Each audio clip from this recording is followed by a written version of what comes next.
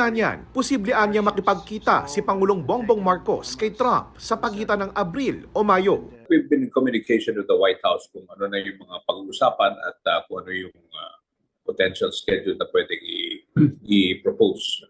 Ayon kay Romualdez, dati nang kakilala ni Trump ang Pangulo. Noong presidential son pa lang siya. President Trump knew Mrs. Imelda Marcos before when they used to see each other in New York.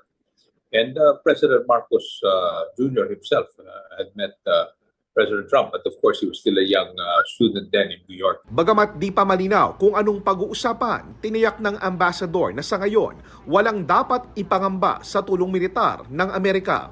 Katunayan, nauna nang in-exempt ng Amerika ang military aid sa Pilipinas sa pagpapatigil nito sa aid o tulong ng Amerika sa iba't ibang bansa. $300 million yan na balanse raw ng $500 million na